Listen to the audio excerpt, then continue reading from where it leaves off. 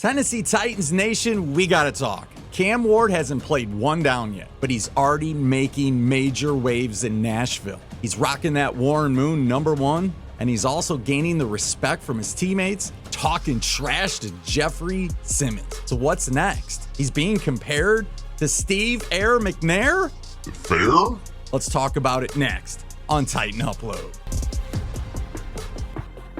So training camp is about 1 month away, so I had plenty of time to scroll the internet. And I just so happened to find an article by Titans Wire that included 3 things: Steve McNair, Cam Ward, and Jeff Fisher. And as a Titans fan, why would I not click on that? So I did. First round pick Cam Ward is already drawing high praise from the Titans organization. And here's what I love. It's not just about his arm. It's not just about his athleticism. And it's certainly not just about what he did at Miami. It's about how he carries himself. This dude came in and made a point to learn everybody's name in the building. Remember, he was the guy that was meeting with these guys for 5 in the morning and telling the rookies what to do. The coaches didn't put him up to it, took that upon himself. Now let's not ignore the weight that Warren Moon put on him by letting him wear the #1 retired jersey. Warren Moon could have simply said, hey, dude, you're not doing it, or kind of brushed it off. No, Warren Moon actually flew to Nashville and gave it to him himself. And now Ward's been trusted with the #1. Here's where things get a little bit interesting. People are already drawing comparisons between Ward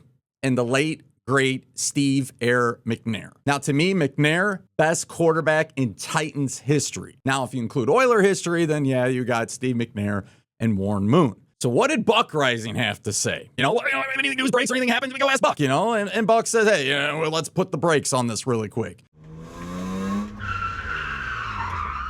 Putting this kind of pressure on a rookie is extremely dangerous. Is Buck right? Oh, yes, he is. 100% right. You're putting everything on this kid. And what I love about Cam Ward, not only accepting this obligation to wear the #1, he doesn't discourage Warren Moon. Hey, I'm honored to wear the #1, which as a Titans and an Oilers fan, I respect the heck out of. Not only do I respect Warren Moon and his stance on this, but I also respect Cam Ward. I mean, Cam Ward wasn't the official one that supposedly went out and requested and asked for it. Remember, this is something that Paul Kaharski asked Warren Moon, and the door remained open. Again, when Buck says, hey, you're putting all this extra weight on the kid, he's not lying, and he's actually true. But you add that #1 pick on the top.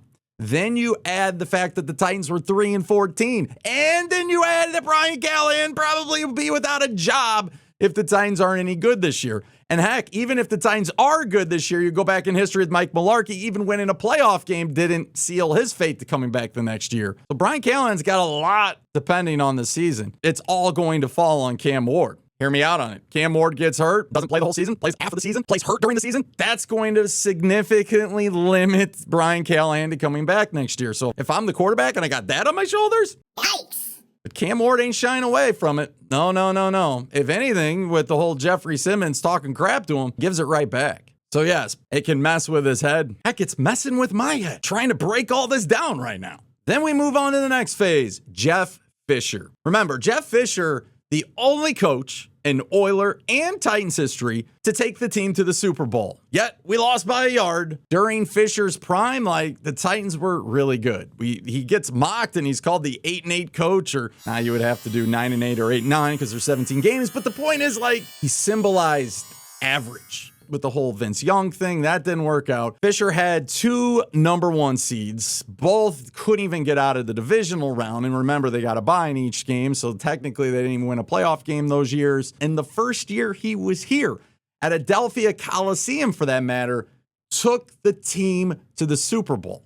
Music City Miracle, 13-3 season. And heck, get this, Jeff Fisher and the Titans in '99 were the only team to beat the Jacksonville Jaguars. That's right. Jacksonville went 15-0 versus everybody else in the NFL, but 0-3 versus the Titans. Well, they haven't been right ever since. Titans just crushed them that year, and there's just no coming back to it. So if you're a Jaguar fan, leave a comment. So enter Jeff Fisher in the discussion. What did he think? Did he buy Cam Ward? Why do I even have to do this right now? Cam Ward hasn't taken a snap? Well, apparently he's flat out asked. Cam Ward anything like Steve Air McNair. Fisher, honest. We love people that are honest on this channel. He said, physically, you won't find anyone who matches the toughness of Steve McNair. He's got that Mississippi strong part, and I added that myself. McNair was a beast. He was a warrior. Did the team keep him out of some games? Yes. But even when they tried to do that, hence the Pittsburgh game, back comes McNair, takes the Titans back, leads them for a game-winning drive. Oh, could you imagine if Jeff Fisher actually coached Will Levis? That would be fun and entertaining, I would say. That would be a lot of fun. Ticked off Callahan. Could you imagine ticking off Jeff Fisher? Played on the 85 Bears? Oh my. Fisher said there was times that he would have begged Steve McNair to slide, get down, to not take that hit. Steve would say, I'm running. I'm a runner, and if I'm passing, I'll protect myself, and that's the football mindset. But where it gets really interesting is the leadership side. Fisher said McNair wasn't a loud guy. He wasn't one to hold these fiery speeches or rally the team behind words. He didn't have to be, right? He had Eddie George. But when he did speak, the room stopped. People listened. He led quietly and with respect. So there it is. That's where Cam Ward enters. Starts to remind people of McNair. Not his play style, not his physicality, but in the calm demeanor of him on and off the field. Heck, Cam Ward plays Fortnite, and I'll be honest, watching him play Fortnite seems pretty calm. Let's not get this all twisted here. I'm not saying Cam Ward is Steve McNair. Cam Ward's going to have to write his own story in Nashville. And Brian Callahan better be praying that this story gets written really quickly, in the beginning at least, with the highs more than the lows, because Callahan might be trying to find a job after the end of the year, sadly. Now, are the Titans giving us a bunch of fool's gold? I mean, heck, it was last year they were talking about Will Levis in this way, but I just feel like this year's something different. Many of you bought in from day one. Many of you bought in probably before the Titans even were considered taking him. This ain't shocking you that he's been able to do so much already in a short amount of time. But let's see how training camp works when hopefully Snead is back and the Titans defense can get after him a little bit. They already turned him over a few times. Barton picked him off twice. The more he gets it out of his system, the more he learns what he can and can't do. That's the point of training camp. That's the point of practice, to eventually get it right. But what I loved about this Titans Wire reminder is that Tennessee Titans fans can have good things too. Just because we had a great past in year one of the Adelphia Coliseum opening and the Titans going undefeated and making it all the way to the next season before losing finally at home to those dumb Ravens.